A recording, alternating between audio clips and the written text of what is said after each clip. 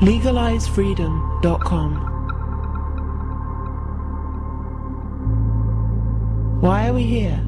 Where do we come from? Where are we going? From the nature of reality to the future of humanity.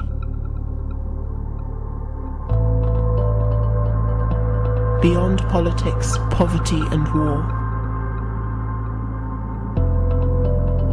LegalizeFreedom.com.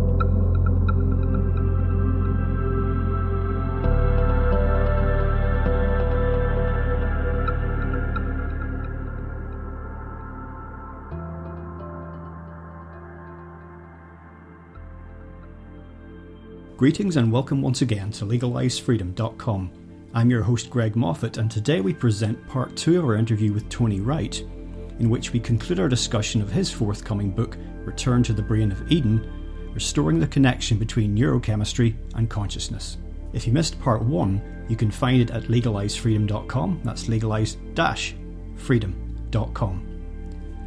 Part 1 ended with an analysis of impaired brain function in the modern human race.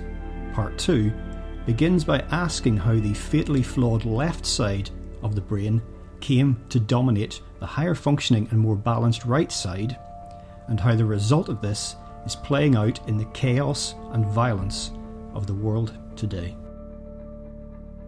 Some of this reminds me of, this is probably a bit of an obscure movie reference, but in Mad Max 3, Beyond Thunderdome, there's a character in there, it's actually two characters, called Master Blaster, and what it is a very large, strong, but innocent man who is manipulated and controlled by a very small, very weak, but very manipulative guy who could never survive on his own. And he uses the big strong guy to get his agenda put through. So basically, I guess stemming from that thought is the basic question of why would this small, not say smaller, but why would this weaker, less optimal left hemisphere, why and how could it take control? How could it assume this position? And is you alluded to that situation changing?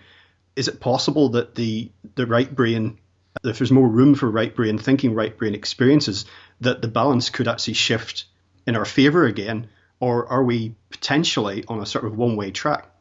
Well, I certainly think we have a lot of choices, but let's try and provide a bit of... I mean, I know you've read the book now, and it is a big area. It's difficult to compress all this into a short interview, and it does require some reading around and so on. But to try and address that as clearly as possible, if you imagine, let's go with this, that our neocortex was the product of this unusual symbiotic relationship and its expansion and what was effectively a proliferation of relatively unspecialized tissue with all sorts of unique traits, the kind of things we've been alluding to, and perhaps some of the traits that we like to think we have, but they've gone because there was different structure. And remember, structure relates to function. Of course, I'm not saying we are a brain, but there's clearly a connection there, and perhaps in the same way as a musical instrument influences a music. If our sense of self correlates with the music, our brain is like the musical instrument. So you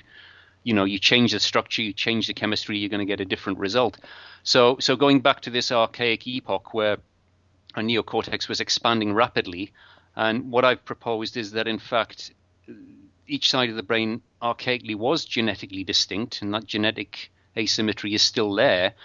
But with this symbiotic relationship and the influx, this flood of plant hormones or plant hormonally active compounds, changed the way our DNA was read and resulted in basically each side of the brain, certainly the new brain that was proliferating out, becoming structurally very similar, almost identical. But this all evolved in the tropical forest, so it's very design, and I mean that in the kind of DNA transcription sense, its development and its function were all dependent on and absolutely essential dependent on the tropical forest biochemistry. Okay, if that was all essential for what would be normal function, okay, then you strip that away, and one side, remember, is genetically distinct. So you start losing function in one side more quickly than the other, and you perhaps get a period of codominance and so on, which I think is alluded to in these ancient traditions. But what you eventually end up with at the wrong end of this journey is one side of the brain has reverted more to primitive type, more to its archaic type. And I say this it sounds quite harsh, but the standard or primitive neural systems, they don't have these highly specialized requirements. They don't need this phenomenal fuel mix of tropical forest biochemistry to work. Okay, it's like a thoroughbred. It's like a incredibly or a space, like the space shuttle or something. It needs highly specialized fuel to run on, highly specialized construction materials, basic engineering actually. But we've ended up with a piece of equipment that's become less and less specialized, less and less requiring these high specifications. It can run on poorer and poorer and poorer materials. And when you end up with effectively two selves in the same skull, that provides a potential means of being able to take control, because you can run on pretty much anything. You look at what we run on today, the left hemisphere, because it's relatively primitive now, it doesn't matter too much what you build it from. It doesn't matter too much what you run it from. It will run. It will be perceptually aware and run. I mean, I think it's pretty useless at everything, but it's self-aware running on garbage.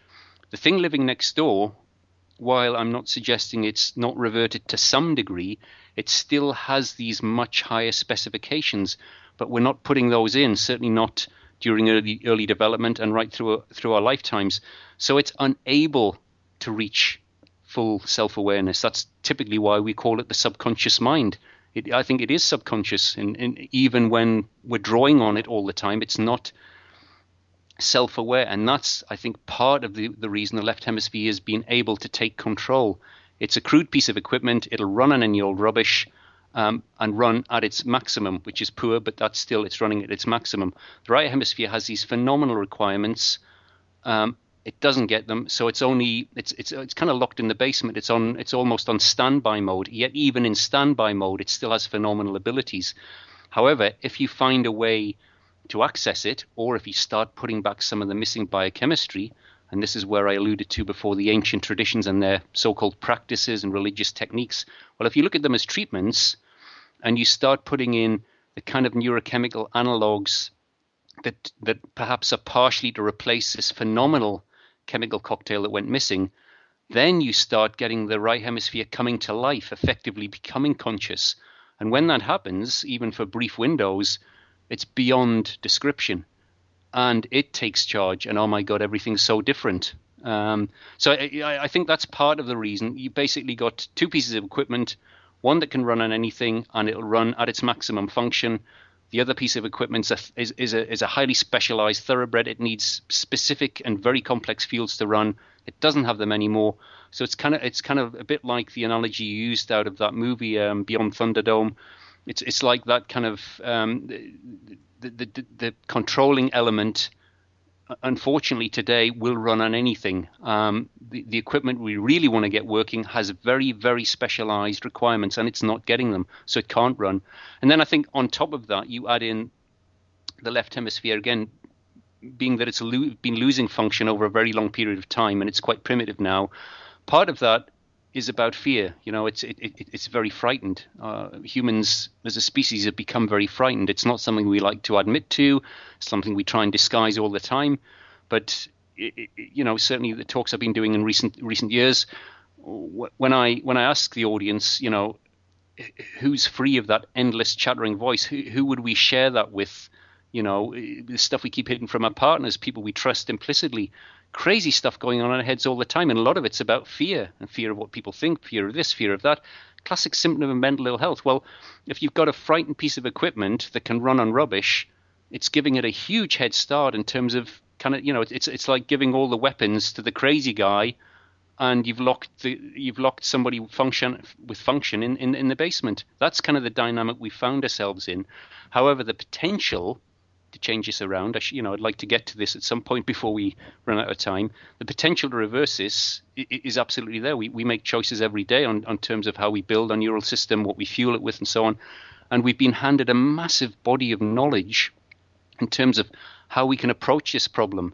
Again, if you look at these ancient traditions and the practices, you can learn a lot, I think, about the underlying condition. If you look at the treatments, they tell us something. It's like a diagnostic toolbox. Why were they doing this? Why were they doing that? Let's look at all these approaches together. Do they tell us something about the condition? Can we bring that into our kind of awareness today, and perhaps even build on that with some of the things we've learned from Western science? Can we start changing this dominance? Can we start inhibiting the detrimental effects of our left hemisphere, presuming it's not specialized, presuming it's just badly damaged? Nobody's fault. It's not even the left hemisphere's fault. But do we want the crazy piece of equipment running the show? And when you look around and what we're doing to ourselves as a species, again, going back to this idea of humanity as a single species, we're really looking at severe self-harm. That's all. You know, it's not about wars. We're harming ourselves. We're harming the home we live in. That's a classic symptom of mental ill health. And the very fact we have traditions, you know, if my basic proposal is correct, and it's really just a translation of ancient ideas, I find it intriguing that are these traditions universal traditions that clearly have very ancient origins, and with a singular voice they talk about some kind of degeneration. Now, their existence doesn't prove this, but it's absolutely bizarre they exist at all. You know, why aren't there endless traditions of our slow emergence from primitive, stupid origins in the forest, and we become cleverer and cleverer and clever? That's only come in a few traditions very recently.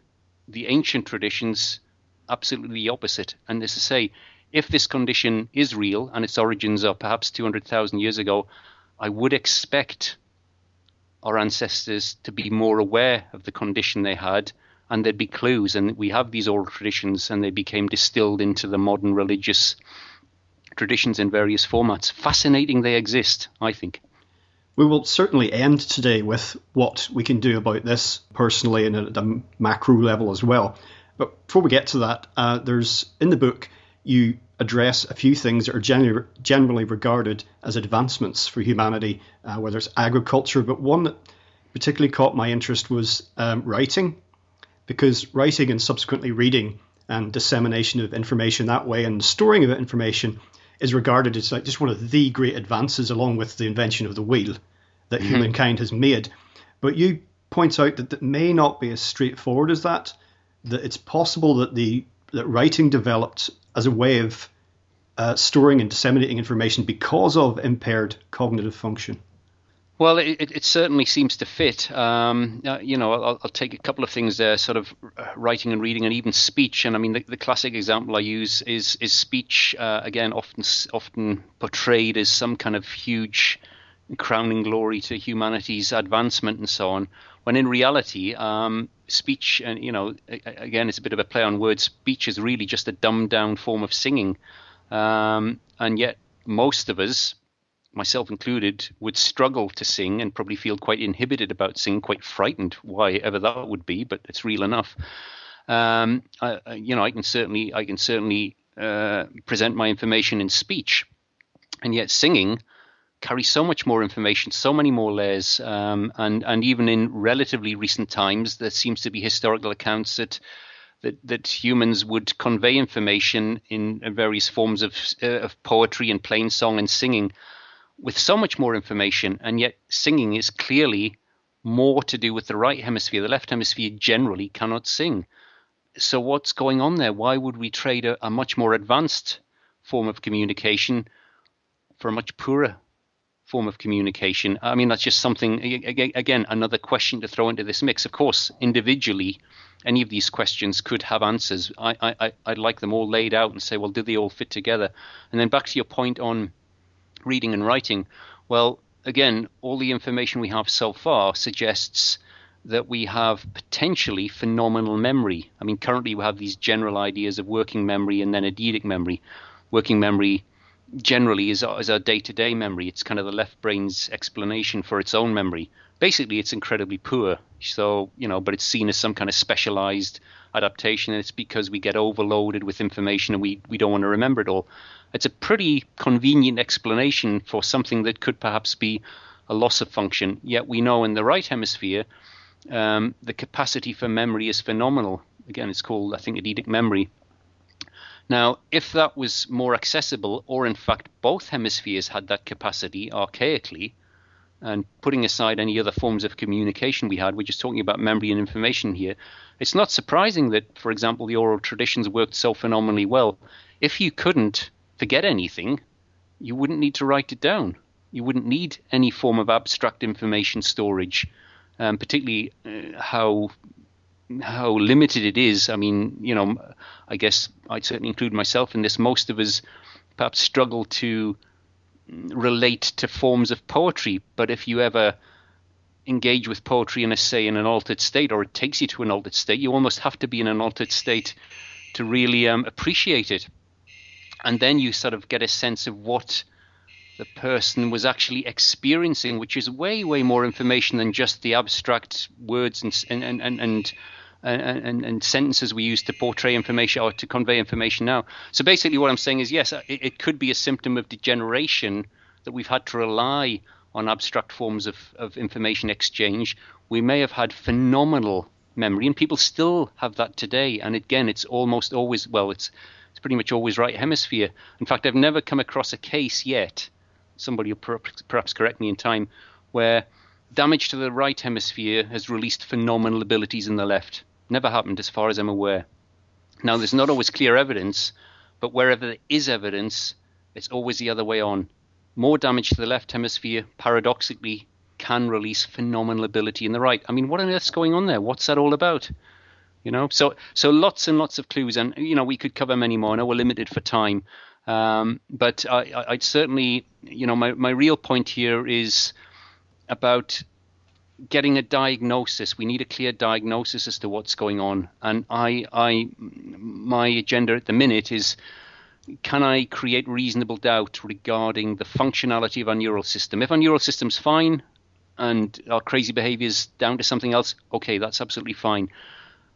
But surely when you look at our collective behavior, the very fact we have these ancient traditions telling us we've gone stark raving mad, and history's littered with incredibly insightful people saying exactly that, and they were being quite serious. It wasn't the kind of jokey, oh, we're a bit crazy. It's like, no, humans are seriously insane.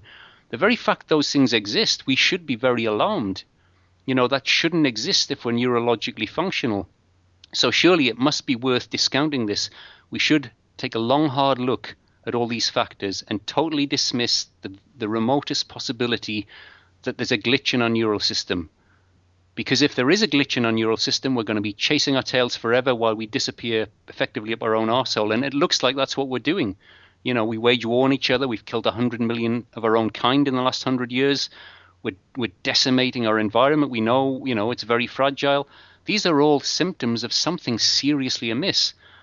And if you have a patient coming to some eminent consultant, one of the things they're going to want to discount is structural damage, is a problem with the structure. That's always something that's looked at. We've never looked at that. Modern science has never seriously considered the possibility our neural system isn't functional.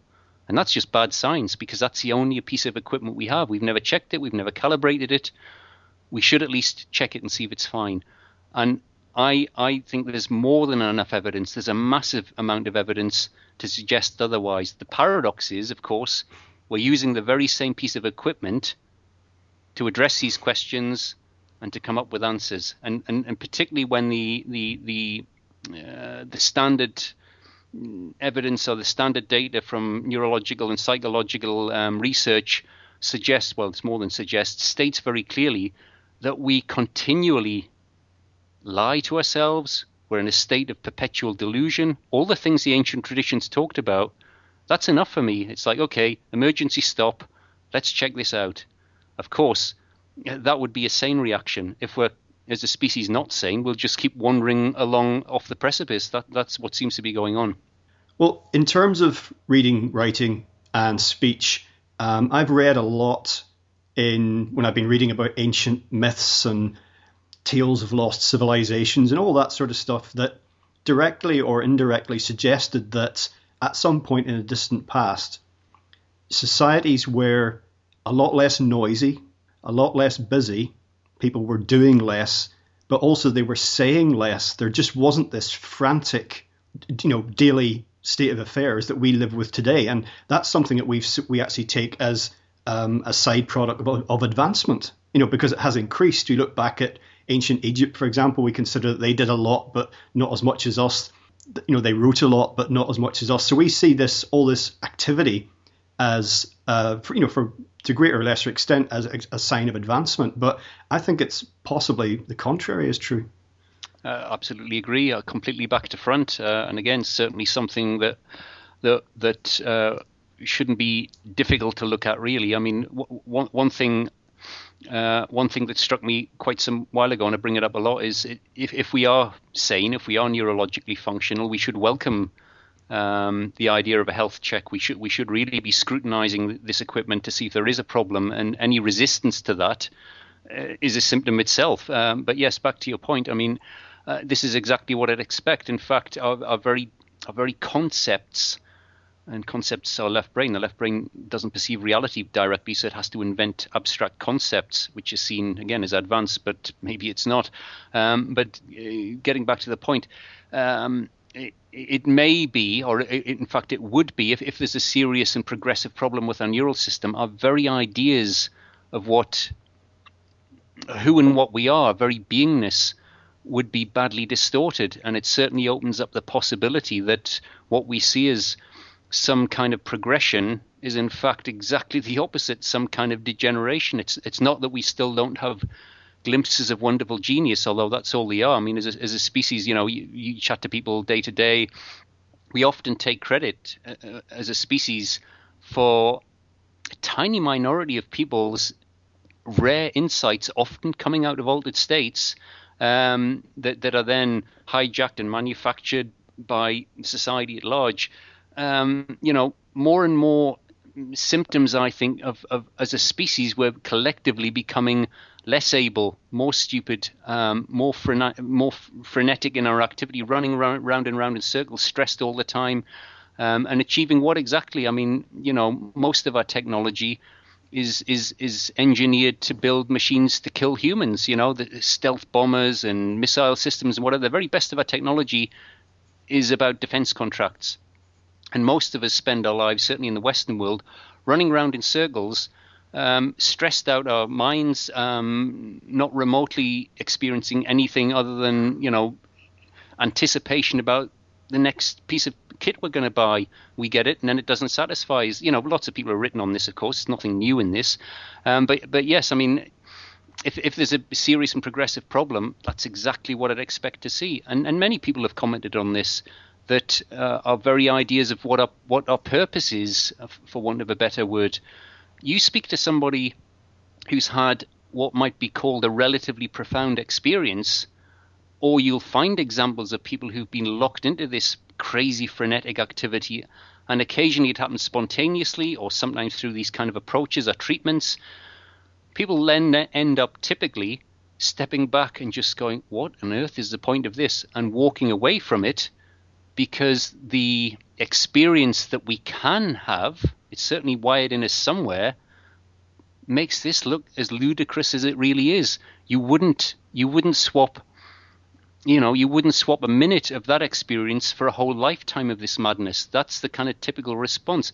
Now, the very fact people have those experiences and still have them today to some extent, again, if we were a sane species, we'd be stopping everything and trying to figure out what the hell's going on here, and why is it possible that we could find phenomenal contentment in a different state of being? Why we're so obsessed with maintaining the status quo?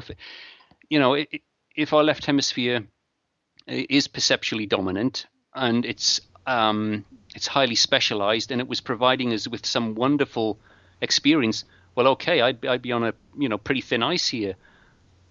But our current neural configuration is clearly creating massive stress and massive inhumanity. We're hell bent on destroying ourselves. So yeah, I think we have it completely back to front. And yet there are examples. There are people who still have experiences, and they will tell you in the best language they possibly can that, as historically has gone on forever, that there's something that makes the very best of what we think we're doing utterly absurd.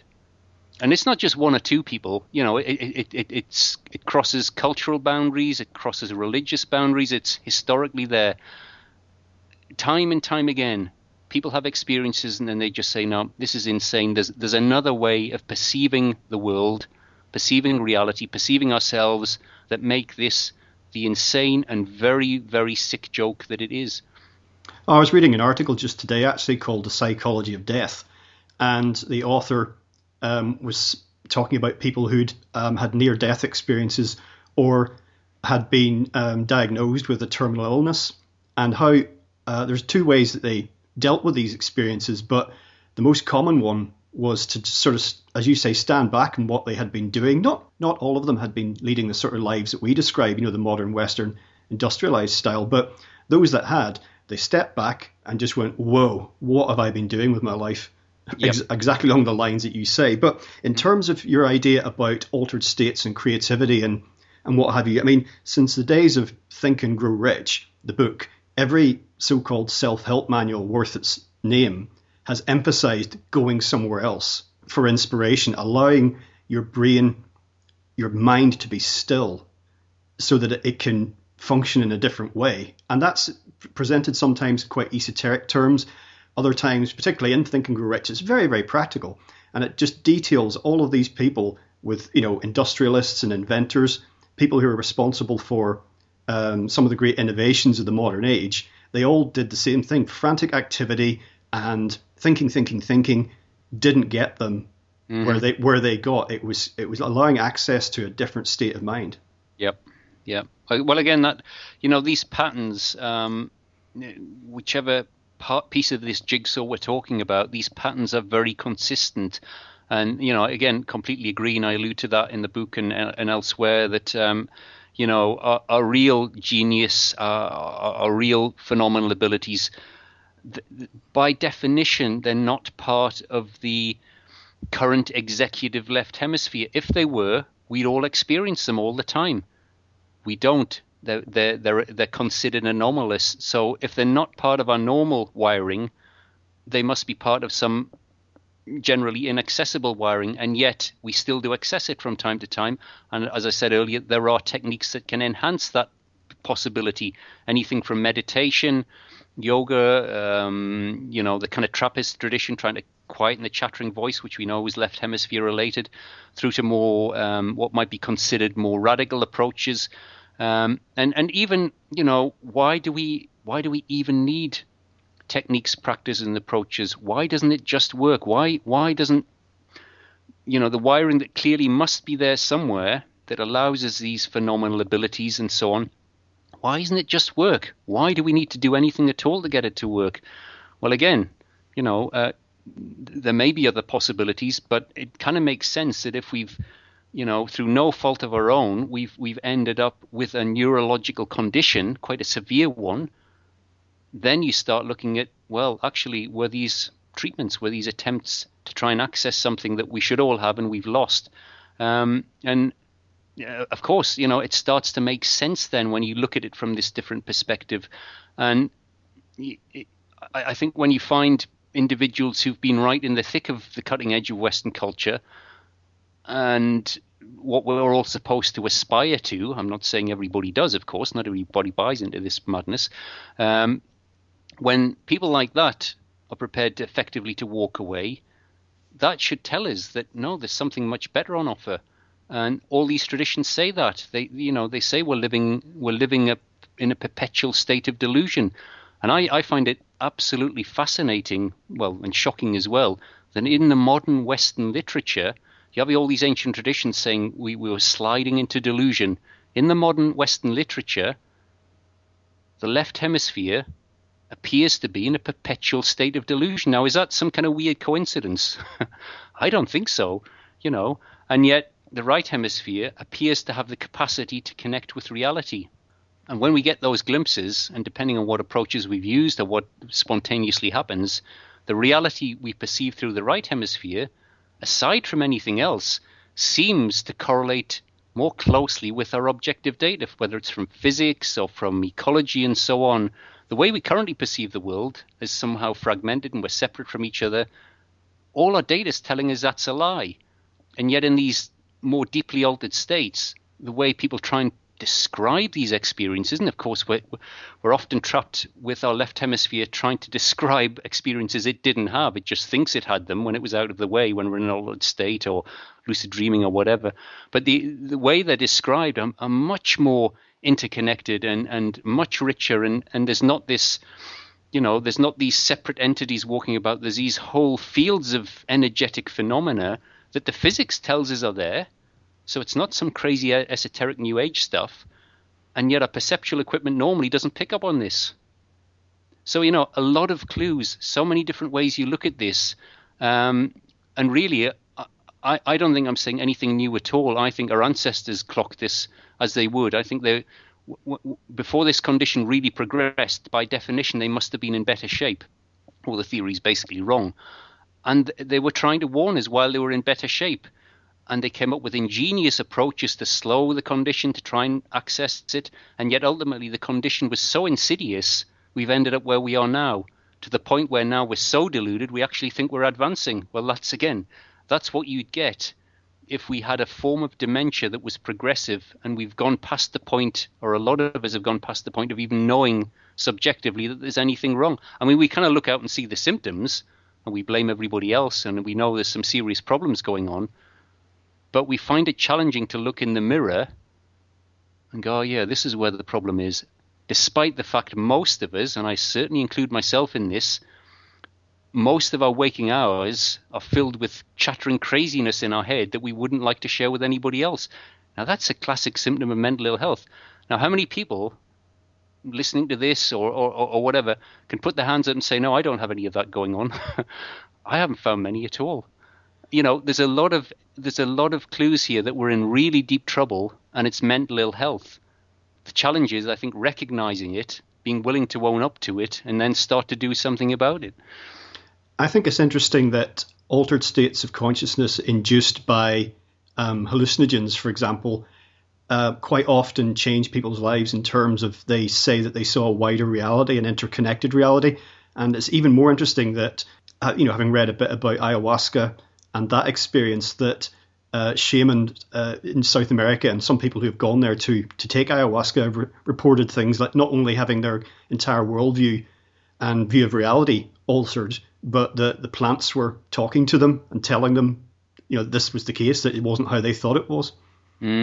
Well, again, it starts to sound a bit like a panacea, and it's paradoxically it either will be or it won't be. But if our origins were born out of an incredibly deep and very unique symbiotic relationship with plants, if effectively the emergence and particularly the expansion of our neocortex was more to do with plant-animal hybrid, and remember, plant and animal are arbitrary terms anyway, it's part of this same big organism really, but sticking with the labels, the concepts that we've come up with, if that really was the case, and the evidence is good for that, and in this kind of post-symbiotic separation, we've lost a lot of the structure that facilitates, our very senses, our ability to perceive things.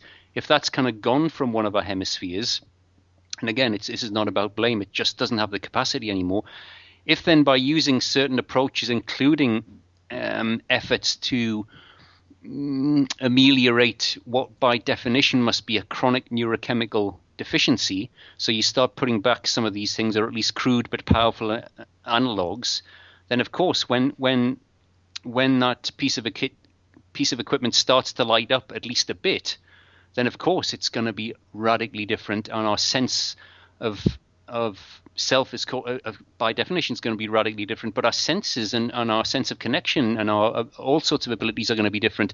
So it doesn't surprise me at all that people report all this stuff. Of course, we use the term altered states.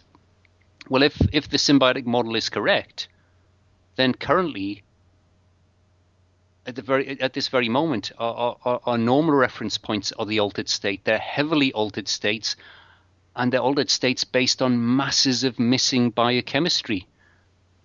And I know people have alluded to this before in a kind of classic hippie way, or done some psychedelics, but basically the evolutionary context supports this massively, that if our neural system, as I said earlier, was designed, constructed, and ran on the biochemistry of the tropical forests, and in fact symbiotic organism by definition, we weren't humans and there weren't trees. There was a symbiotic organism. At least our neocortex was the closest to a symbiotic organism. Then it's not surprising we have a phenomenal relationship with plants. It's not surprising we have the relics of this deep connection. And when we gain this access, we suddenly view plants and the world around us with a profound sense of connection. It's again, it obviously it's going to sound a little bit fluffy, but really, when you look at it like that, the trees, particularly the tropical forest trees, but the trees generally, they're our parents. They grew our neural system, particularly the neocortex, and they were part of they're part of who we are. There wasn't any separation. We might have been physically separate, but the chemistry was a singular organism. There was a constant flow and immersion in the combined biochemistry of 50, 100, several hundred trees, particularly over evolutionary timescales.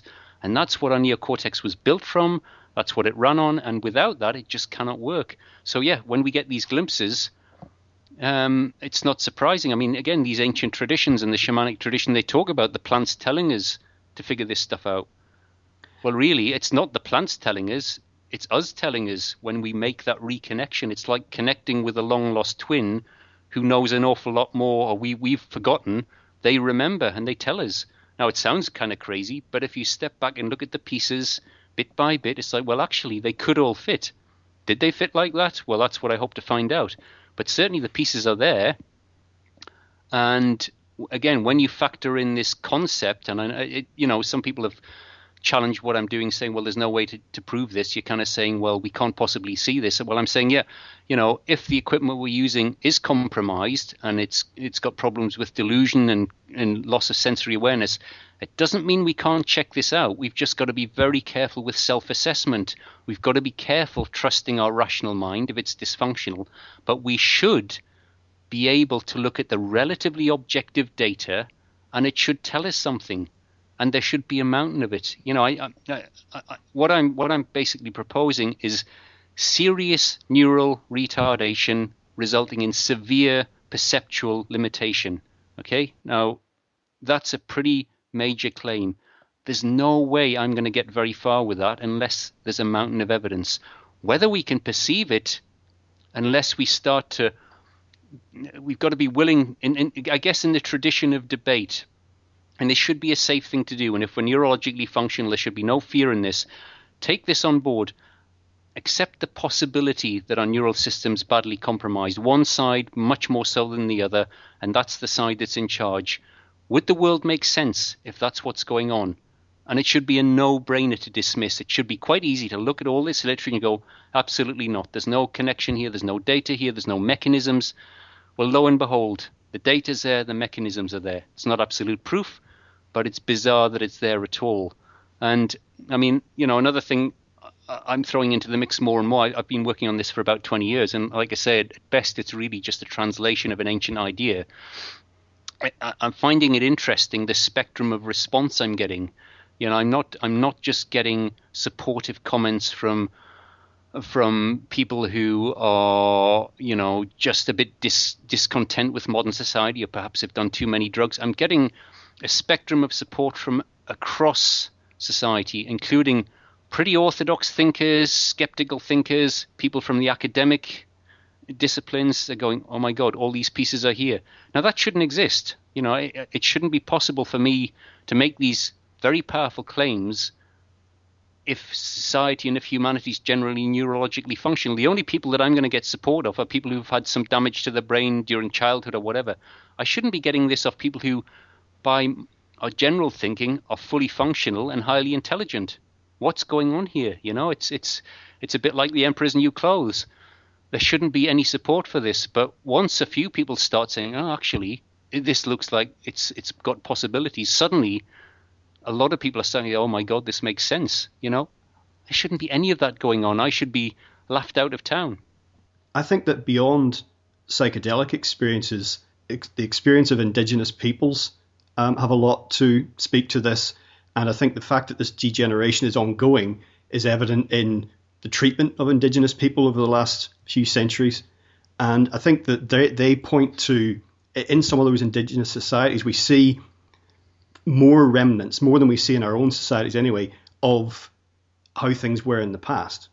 Yes, I think there's elements of that. I mean, to be absolutely clear, I think this is a species-wide thing. Nobody's escaped from this. We've all got it, including all the indigenous peoples and tribes as we see them from Western perspective. However, I think there's another insidious layer to this, that as our rational mind, as our left brain became more primitive and began to take control, it tends to work in the way primitive brains do on programming conditioning. And as we were sliding into this neurological problem, nevertheless we could maintain structures and tribal societies and all the care that can often go with that, although not exclusively, because even though our left brain was beginning to take control, it was programmed with what was around it. So if you're effectively brought up in the relics of what we might call a more right brain, or I'd really like to call a more functional brain, because remember, this isn't really about left-right brain. I think a whole neural system had all these phenomenal functions. It's just one side's failed more quickly than the other. But it will kind of go along with that. Those are the programs it will learn. You can train it a bit like you can train a dog. And that's fine if those traditions are relatively uninterrupted. However, if for whatever reason they get interrupted, and it could be environmental catastrophe or whatever, where people have ended up with more fear and coming up with more repressive or more hierarchical systems, which the left brain particularly does. It's quite a primitive formula, sort of survival of the strongest in these hierarchical social structures. Once you get that emerging anywhere, then you've got a problem, because as the left brain begins to kind of create more what we call rational hierarchical structures, it kind of facilitates further demise. So, for example, in using more modern kind of look at things, if you take your young and train them to become more left brain even earlier than they would have done, so you put them in rational schooling systems and fill their heads full of rational stuff and encourage them to do rational things, you're accelerating that thing. The damage is already there, but you're accelerating the shift in dominance to be more left hemisphere than it might have otherwise been. And then when you come into contact with the relics of these tribal systems that have managed to maintain something different, well, you know what's going to happen. Fear wins out. Unfortunately, the left hemisphere is a control freak. It wants to impose its believed advancement on the relics of these things it just doesn't understand. And that's what we've seen time and time again. I mean, really, in the wider picture, it's really, overall, it's self-harm species-wide. We're harming ourselves when we do this. But yes, that seems to be the general outcome. But the reverse of that is equally true. I'm particularly interested in a diagnosis that can result in beginning to repair this problem, and I think there's a lot of information. We already know a lot about how to do that, but in the meantime, it's certainly possible to train our rational mind to behave in much better ways without necessarily even fixing this problem just yet.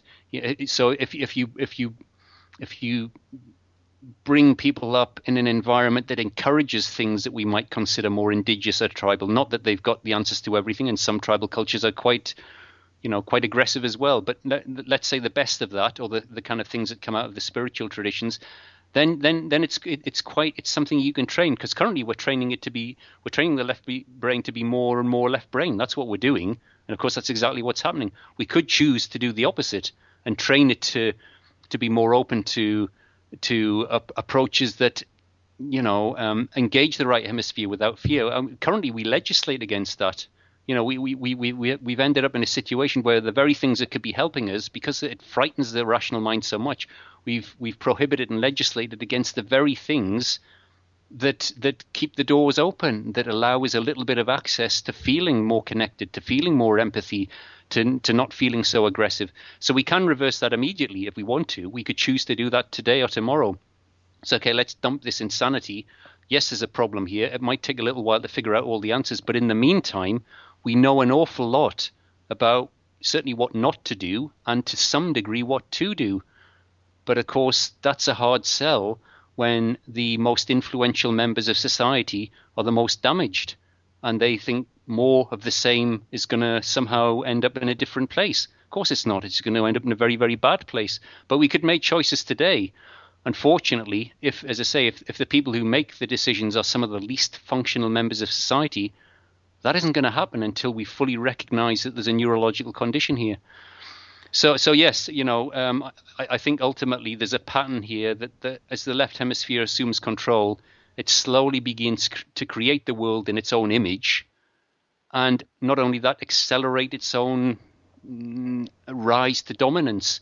So as I say, filling the heads of children full of abstract concepts, getting them into that phase as early as possible, when in indigenous cultures you at least see some examples of where that's delayed as long as possible, or children are invited into the kind of shamanic tradition, of course very safely and very carefully, and trying to keep the door open to something a little bit more sane.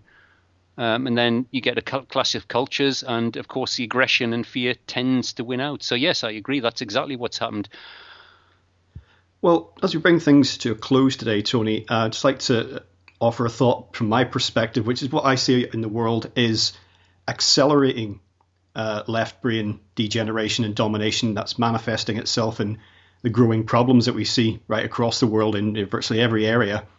But I also sense, and this is partly why we're having this conversation, I also sense I don't want to use the word fight back, it's the wrong term, but I sense a growing reemergence of the right brain. And this may be some sort of survival mechanism, a sort of a last-ditch, an emergency response to try and avoid species destruction, ultimately. So I don't know what your thought is on that.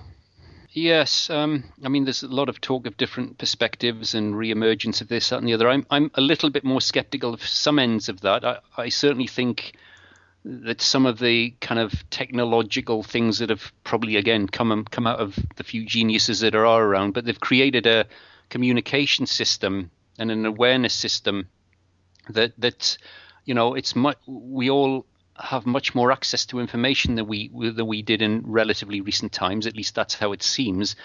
And in addition to that, I think what I tend to see in recorded history, and of course recorded history is probably quite distorted and not complete, but nevertheless, you tend to get these patterns of increasing control, increasing tyranny, to the point that it creates its own demise. You get greater and greater inequality, the classic rise and fall of empires.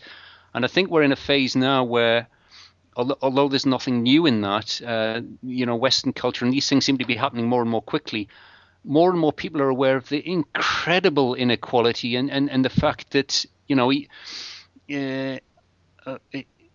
our lives are built upon layer of exploitation. The fact we can have this conversation is based on equipment that relies on somewhere kids down mines and massive inhumanity. Now we're more and more aware of that, and more people are, even rational.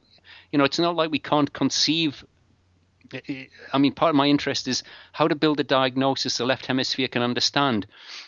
Well, currently, because the left hemisphere is in charge, it's almost got to figure out that it's the problem. And we can certainly come up with concepts. We can certainly look at information and go, look, there's a serious problem here.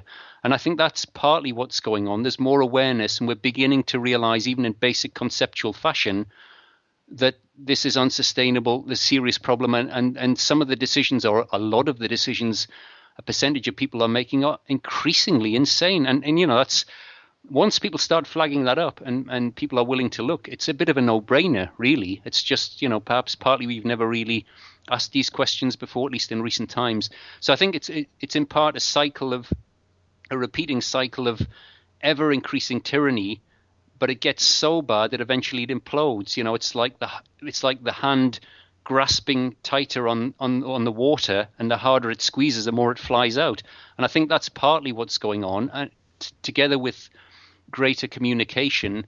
I'm not necessarily sold on the idea of the right hemisphere itself is somehow re-emerging. I think our awareness is making that possibility much more realistic, And yes, there is this cross-fertilization now. There's more and more people becoming aware of these relic traditions, the shamanistic traditions, and people from Western culture visiting and having these kind of experiences. That's certainly helping. But I think it's just more of a conceptual awareness as well, and a willingness to ask questions. I mean, I'm certainly, my interest in all of this isn't, even if this turns out to be a valid theory, I'm not remotely interested in being the guy that pointed out what went wrong and it's all over. I'm really interested in the possibility as to how quickly we could turn this around.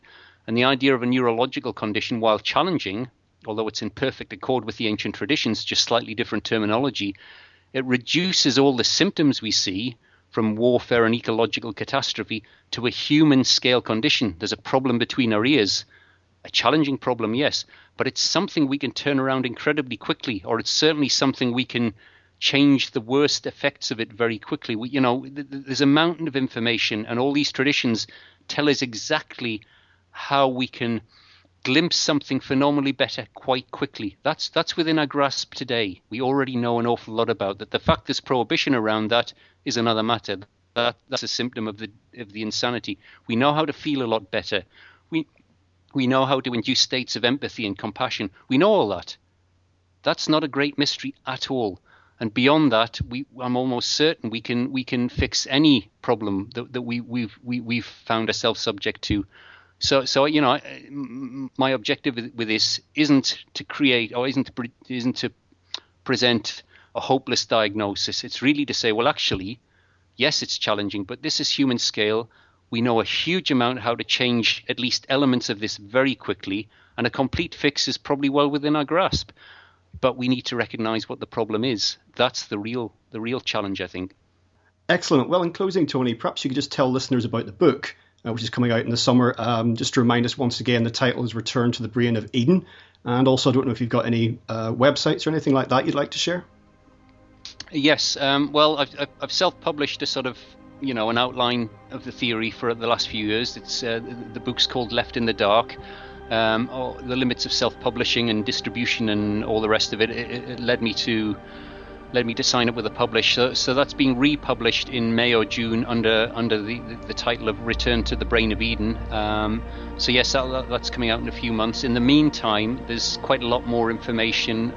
If you look up Left in the Dark, there's a website, and there's links on there to a sister website with also a lot more information called Beyond Belief. So yes, look out for those two websites. A lot of links on there, and links to YouTube material and so on. And initially, what we've been talking about sounds like a great big sort of complicated theory. The information around it, there is a lot of context, but in its essence, it's as simple as this. One side of our brain's more damaged than the other, and it's in charge. And, we can choose to stay with that, or we can fix it. End of. Wonderful. Well, Tony, thank you so much for joining us today on legalizefreedom.com. Thanks, Greg. Thanks very much. Well, folks, that's it for another week. As ever, thank you so much for listening. If you enjoy the show, please check out the website. That's legalizefreedom.com, legalize-freedom.com, where you'll find an archive of programmes offering alternative views on a wide range of topics, including world affairs, politics and economics, science and technology, religion and spirituality, conspiracy, and alternative history. You can also browse and buy a range of books and DVDs from our guests, and if you're feeling generous, make a donation to help keep the site up and running. Until next time, I'm Greg Moffat, and you've been listening to legalizefreedom.com.